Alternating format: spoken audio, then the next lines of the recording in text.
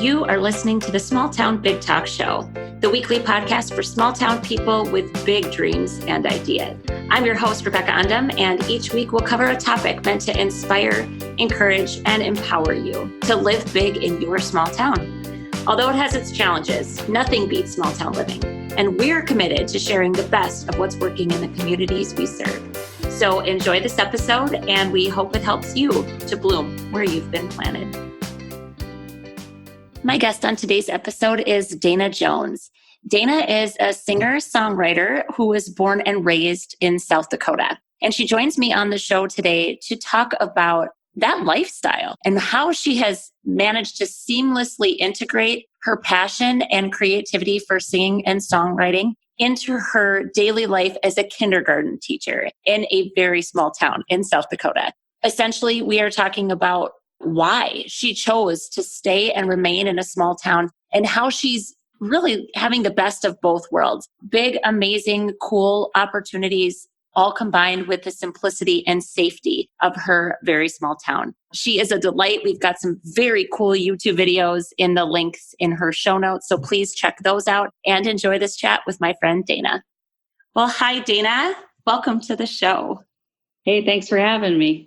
Yeah, I'm so excited to meet you and to sit down and visit with you. So we have a mutual friend that reached out to me and she was like, you've got to have Dayna on your podcast. And then she sent me your YouTube video. Sure. For your single. And I really, really loved it. Good. So we will be sure to get all of the links to your music in the show notes so people can go and check you out.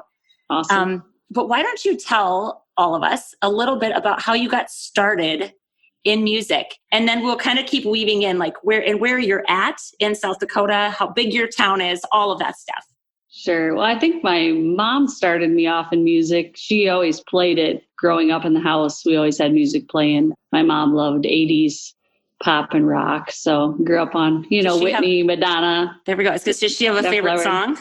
My mom? Yeah. No, I'm trying to think who she's like. I don't know. She just listened to everything. She liked more of the pop stuff. And she started me in piano lessons in kindergarten. And I played for a few years. And that's still one of my biggest regrets is quitting piano eventually. How many years did you play? Not that many. Probably kindergarten through maybe fourth grade. Okay. So, not too far. I thought I would be more of a basketball player or I just, by then I was into basketball and not into piano. So. Right. It is hard. Did you grow up in a small town? Yes, I did. Was it the small town that you live in? Nope. No. It was a different one. I grew up in the Artesian area. Okay. For everybody listening, that's in South Dakota. Yeah. Yes. Okay. Yeah, it's a tiny village. My dad's from there and my mom's just from down the road in an even smaller town, Forestburg. And we did live in Yankton, South Dakota for a little bit, but we just moved back. And I've always grew up in a small rural community and I just like it. I don't mind it. I don't miss big cities, or I can travel there and go whenever I want, but I don't have to live there and that's okay with me. Yeah. So how many kids did you graduate with? 27, I think. Okay. We were one of the larger classes. So yeah, that's a small town. Yeah. So, and I did music in high school, band and chorus. I played a few instruments and I always loved the school musicals too. Yeah. Yeah. Did you guys have a dedicated drama team? Like, did you have a drama program in your high school? Our school's small, so we did the one play a year. Yeah. And that's how we were too. Yeah. And you rotated it. So every 1 year it was a musical, 1 year it was a regular play. And then we had the Missoula Children's Theater come in. Mm-hmm. We just had that last week in my hometown. Okay. So yeah, we had those in the community. We didn't have one act or anything. Heck, we didn't even have volleyball where I went to school. Right. I know. Isn't it something? Yeah. Yeah. So I did music there. I did not do any music type activities in college. Just took the class, I guess, Intro to Music Methods for teaching. Yeah. And so Dayna, I found that easy. Yeah. Yeah. Okay. Because I think, and this hasn't been, I won't probably say wasn't said in your intro, but you've shared a stage with Martina McBride. Yeah. Yeah. Right? Yeah. she likes me for some reason, I guess. I think you are selling yourself entirely too short. But okay, so like, how do you go from playing a few years of piano and, like doing a school play once a year and not doing any music in college to then actually producing a song that lands you on a stage with Martina McBride? Like, help us understand that, because it is fascinating. And again, like, you are still in a very small town, and that's a choice that you've made, which is amazing. My song didn't necessarily land me on the stage with her. Okay. I just, she's my favorite artist. I've listened to her since the 90s, and I've been to many of her shows, and I don't even know. Did she actually just like recognize you as her favorite fan or something? No, I don't think that. It's just like, we just crossed paths so much. And then, I don't know, we've just developed kind of a friendship and over the years, and she's just very good to me. And one night she knew I liked to sing, and I had a cover band, and my friend and I were joking around at one of her shows afterwards that my friend's mom didn't know the song At Last, and I made fun of her because I'm like, how do you not know At Last? It's like everybody's wedding song. And so my friend was telling Martina that she had me sing it to her mom on the phone because she had no idea what song that was. And so I did, and we were laughing about it. And then Martina's like, well, sing it right now. And I was like, Did you just want to die? Yes, because she had also been drinking. So I was like, I don't really want to. I'm like, no. So I did. And then, she said, that's cool. And then she's like, yeah, maybe we can sing together sometime. And I was like, really? And she held her promise. So like the next show I went to, she just called me up on stage, and we went from there. Smokes. What did you sing with her? We sang When God-Fearing Women Get the Blues. I love that song. Yeah. That's so fun. I wanted to do something rocking and fast because, she's let people sing with her before, but they always like want to do a ballad or something. And most of the time she just lets them do the whole song or take over. But I was adamant that she didn't leave me hanging, and then it was an actual duet. Oh, so fun. Is there video footage of that somewhere? Yeah, it's on YouTube. Is it? Okay. Yes. We'll make sure we link to that too, because I haven't seen it. So I want to go out and watch it. That's amazing. I was pretty nervous. I didn't want to forget the words in front of her. And even though you know them, you just go blank. But it went well. So she said, well, I'll just start the song and then I'll point you in. And I said, all right, let's go. So. That's amazing. Okay. So your song specifically didn't get you on that stage, but your talent did. No, that was several years ago. Yeah. But your talent did. So make that connection for us. How did you go from, when did your cover band start? If that's kind of where it all started. At that time I was in someone else's cover band, and I fronted it, lead singer. And then about 5 years ago I started my own, and then we played for the last 5 years. But recently I kind of gave up the cover band life to pursue more original music. I kind of had some different opportunities, and frankly, I'm just getting too old to play in the bars till 2 a.m. and it's not for me anymore. I just rather write it and try to record it and be more creative than just singing other people's songs. Right. So you are a songwriter. Did you write this song? And what's the name? What's the title of your single? I think you're thinking of Lonely in a Small Town. Lonely in a Small Town. Right. Yep. Yeah. I wrote that one and some other ones. It's on my EP called Vinyl Heart. Cool. So cool. So this isn't your full-time thing, right? No. Singing and writing and recording music. What's your full-time gig? No, I am a kindergarten teacher in a small school. Yeah. And how, I love that so much. I'm sure the kids are like your biggest fans. Are they? Yeah, I get, there's one little guy this year in particular his mom sends me snaps of him every night watching that video, singing along, his little heart out. That is so sweet. Cracks me up. And we actually sang it together. So he really wanted to be on YouTube too. So I do a thing sometimes called classroom karaoke. So super cool. He did a version with me and we put it on YouTube. So he could show his friends and family that he was singing on YouTube too. That's so awesome. Yeah. And I also coach volleyball, help coach high school girls volleyball. And occasionally that song will play on the back of the bus and it makes me smile because some of the sophomore girls sing along to it. So warms my heart. Yeah. Oh, I bet. I bet it does. So, okay. So thinking about the people that are likely going to listen to this episode, right? And they're going to just tune into, yeah, I know you're like, you're literally just motioned to me. People can't see you. I can. You literally just motioned like, I have no idea who will. I promise you this is going to be fascinating to people because don't you think that there are people in every small town that have talent and they have skills and maybe even passions that combine with those talents or skills. And thinking about that person, what would you say to them? Because you've accomplished something that is really cool. And I get that it's not like you're not on a tour bus. You're not like, it's not your full-time thing, but you are living your life in a very cool, unique, it's creative, you're able to express yourself in this way. So what kinds of tips or advice would you give to somebody that maybe has that kind of a passion and talent?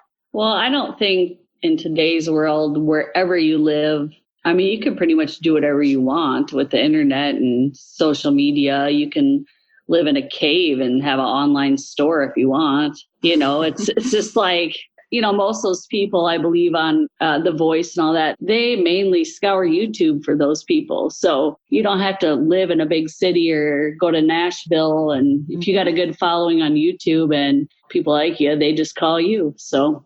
Right. So I think I totally agree with that there literally are very few limits to what we're able to do. And that's one of the things I love so much, that I really do think we live in a time, I mean, like now more than ever, where people can have the best of both worlds. They can have access and kind of put their toe into the water of like cool and unique and different and innovative things. And they can not have to sacrifice the safety and security and warmth of living in a small town. Yeah. And you don't have to leave your family. And I don't know, I just prefer small town. It's quiet. People are friendly. And I can still do all the things I want to do. Have you lived in a big city? Not if you really count like some summers in Sioux Falls, but. Okay. Right. I just worked there for the summer and then went during college. And lived with my sister, but I don't know, it's never appealed to me to live in a big city. And I've traveled the world and I travel all over and I've flown places to go to concerts, but I don't ever I just like coming back here. So. You've never once been in a place and thought it'd be super cool to live here? Well, yeah, but But it's fleeting. Yeah, it's like, well, what is my purpose to move here? Just because I'm having fun this weekend, or I don't think enough people actually like carry it all the way out. So I'm more of a realistic thinker. I like people like want to go to Nashville, but I was like, why? You're a dime a dozen down there, and you can still write from your house and submit to publisher companies here. Sure, you probably get a little more exposure, but nobody even gets paid down there. So hardly, in the bars. So like here I can play and at least make a little on my side job and, and record music and just do what I like. And I've never really wanted to be famous or anything. I've never tried to even pursue that because I don't really care about that. I just like to try to write some songs that people would like and be creative about that. Well, I think that what you're touching on something that oftentimes we don't realize until we're too far down the path. But I think when we try to monetize our passion or our creativity, there is a chance that the passion dwindles because it gets confused, right? You get confused with doing the thing you love to do and letting it be a creative freedom. And when it's tied to money or your ability to make money at it, I think sometimes that puts a constraint on the creativity itself. Sure. And that's, a hard thing with giving up cover bands, because that's what most people like around here is cover band. They just want to hear other people's songs. But I don't know, just this past year, I had a big surgery and I just wanted to take a break and I just wanted to focus on my own stuff and just kind of de-stress and just go back to the basics, like acoustic guitar and a song and coffee shop, whatever, low key. It's fine with me, with people who actually listen. Yeah. It's just like, I don't know. So, I miss some of it, but not all of it, not all of the stress with a cover band. So. Well, and I think you're touching on another thing that goes along with the path you've chosen, is that you're doing what you really love, not what commercially might be a more palatable thing for everybody. Yeah. You know what I mean? And I think that that's really important. Now, I think it is different if you're trying to like stick your stake in the ground and say, this is how I'm going to make a living, then you have to like, but I think that becomes a trap sometimes. I'm sure a lot of people that have gone to Nashville would probably agree that suddenly you change fundamentally who you are and things start to dilute a little bit. You water down who you are. You just do what the record company wants you to do. Right. Some people don't have to, and that's awesome, but I don't really care. I've never really pursued that. I just play my stuff here and I'm fine with that. So how have you been received? How has your work been received locally, like right in your small town? I love my small town. They're very supportive. They're always out listening to me. Even if I'm in another town, someone shows up from Emory. Have you had any negative feedback at all? Not even just from in your small town, but just kind of anywhere? Negative, like... Or they just don't get it, maybe. Not so much negative. No, I think my community is very supportive. They have me play here often and they come out. The school is very supportive. One time my band and we opened for Theory of a Dead Man, and I had to leave like an hour or two early to go to sound check, and they were totally cool with that. So, some bigger cities and schools probably be like, it's not going to work for us. So, right.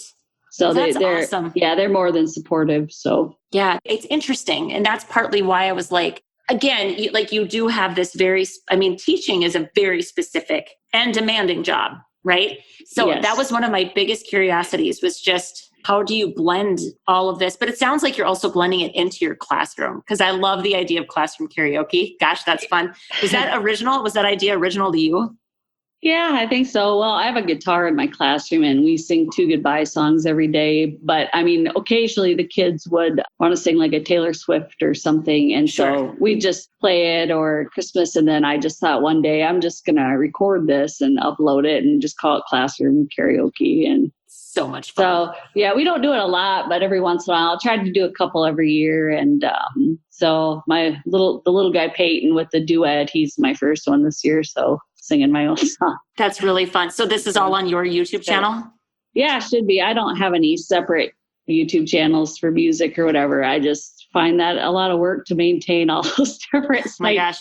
So one Instagram, one YouTube, one whatever. It's just all of me. So. Right. And so those are again, we'll put the handles. We'll put whatever you want shared, that you want people to find you. We'll share it all. No, you don't have to share it. Yeah. If you don't want to be found, that's fine. No, it's fine.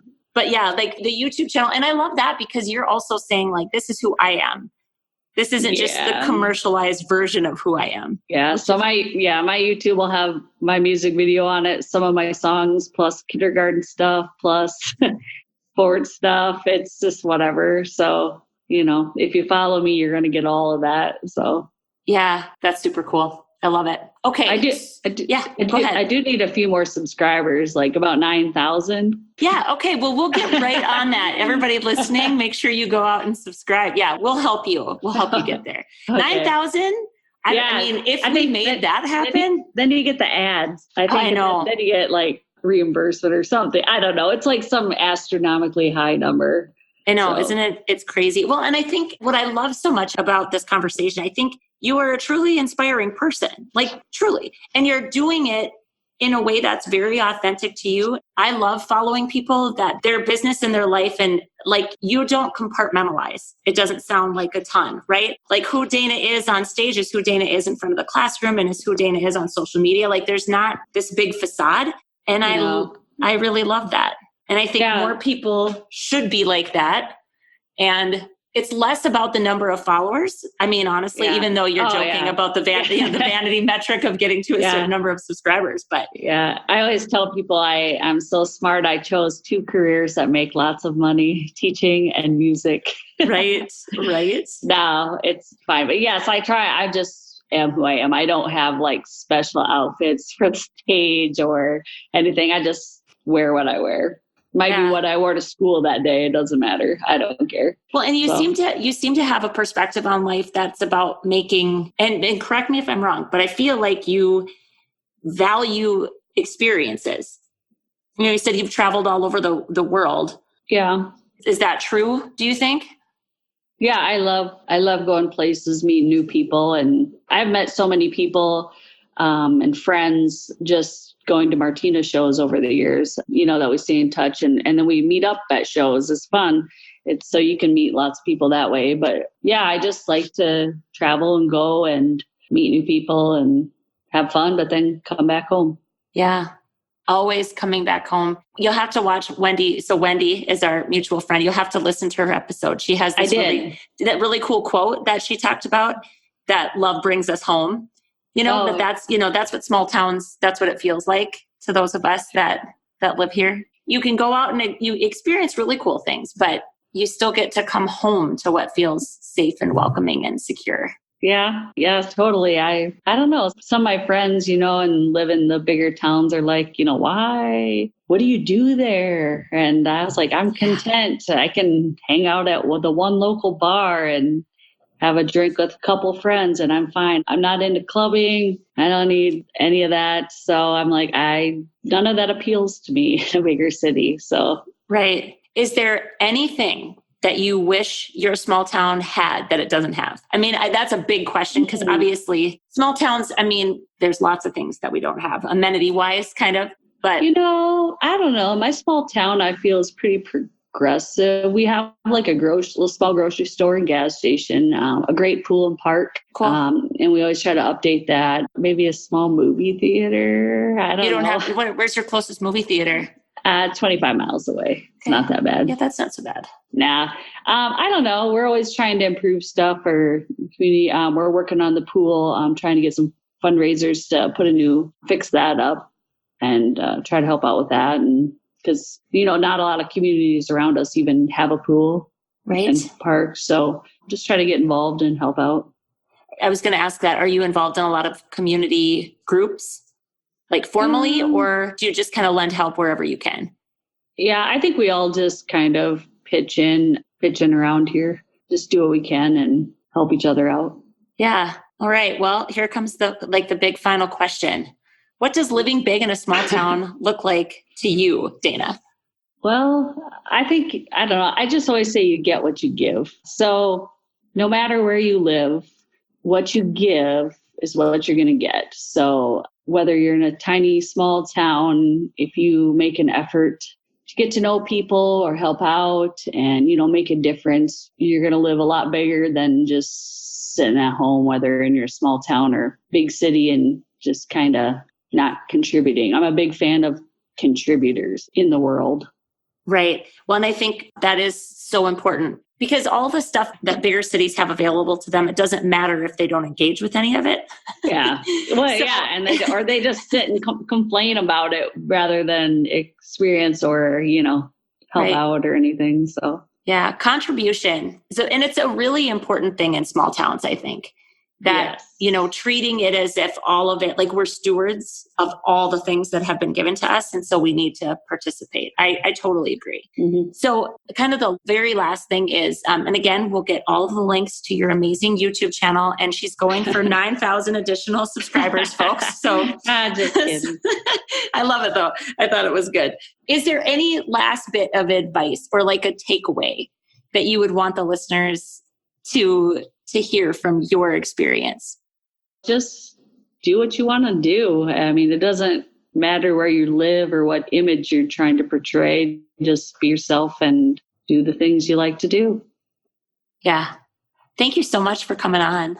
No problem. It's my first podcast. Well, you're awesome. Your song is super catchy. People are going to have it stuck in their heads. It'll be great. And and don't be a stranger. I'm excited to go out and see the Martina video too. That's super cool. That's a lot. It was quite a while. I don't know how many years ago that was, but never forget it. No, it's definitely one of my favorite moments ever. So she's an awesome, genuine person, and to let me do that, that's a big risk on her part because I could have failed terribly. Right. It would have been a train wreck she'd have to save, but thankfully it went okay. So, but she's an awesome person. So, well, and as are you. So thank you again so much for joining us on the show.